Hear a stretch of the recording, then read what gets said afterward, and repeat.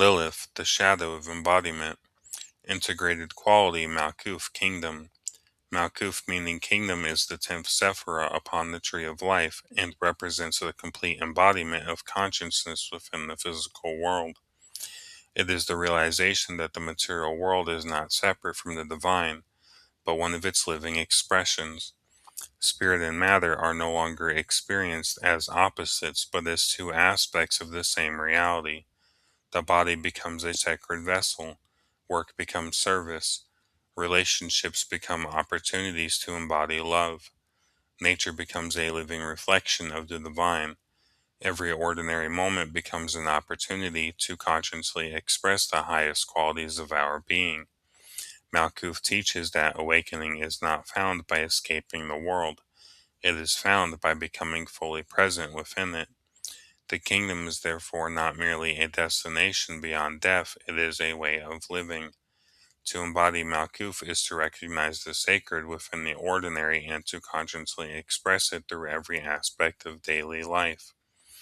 The shadow, Lilith, the shadow of embodiment.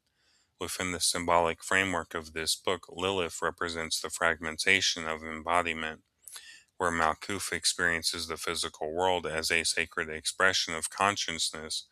Lilith forgets the true relationship between consciousness and form. The body, possessions, achievements, appearance, and survival gradually become mistaken for identity itself. The individual no longer experiences life through the body. They begin believing they are the body. The world is no longer a place through which consciousness is expressed. It becomes the source from which identity, security, and worth must be obtained. The shadow of Lilith is therefore not the material world. The material world is neither good nor bad.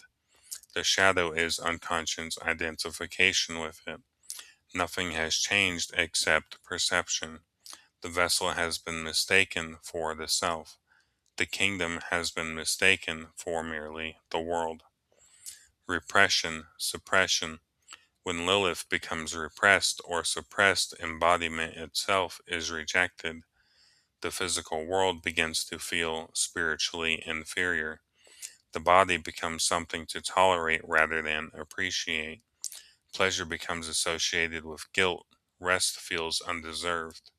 Ordinary responsibilities are viewed as distractions from spiritual growth. The individual attempts to transcend life rather than consciously participate within it. Yet rejecting embodiment does not transcend it. The body continues speaking through exhaustion. Neglected emotions continue seeking expression. Avoided responsibilities quietly accumulate. The rejected aspects of life do not disappear.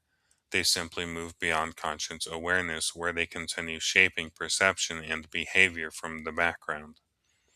Possession.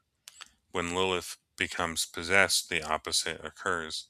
The individual becomes completely identified with material existence. Appearance becomes identity. Success becomes identity. Wealth becomes identity. Possessions become identity. Self-worth rises and falls according to external circumstances. The pursuit of more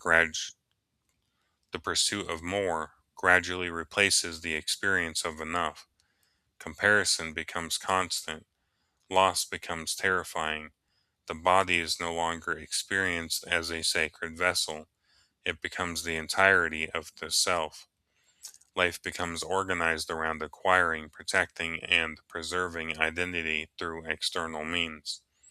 The world is no longer a place in which consciousness is embodied.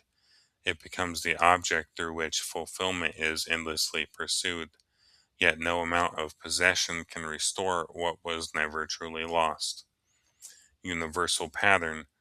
Lilith represents the archetypal fragmentation of embodiment. Consciousness forgets its relationship to form and begins identifying with form itself. The vessel is mistaken for the source. Collective unconscious. Collectively, Lilith appears wherever societies equate human worth with appearance, productivity, wealth, status, consumption, or achievement.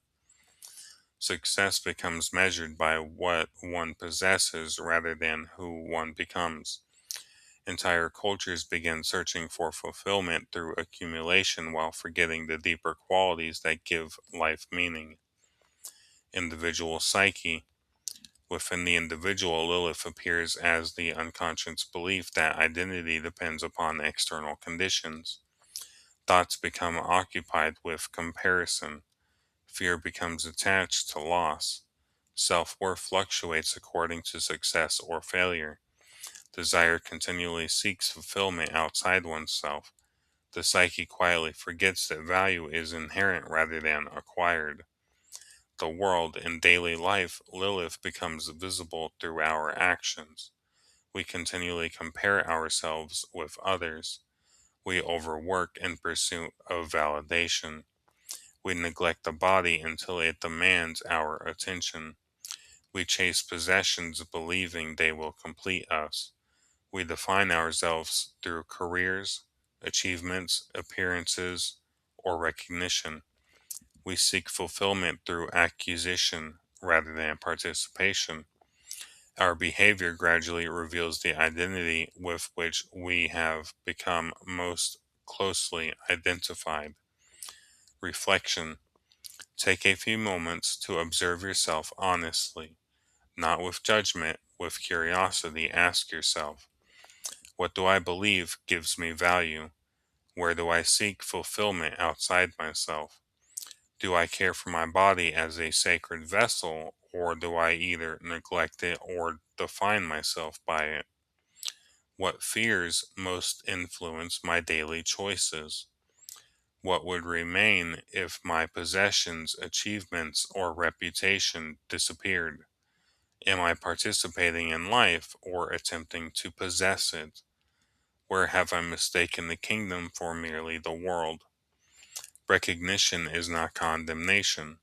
Recognition is the beginning of remembrance, for only what becomes conscious can become integrated.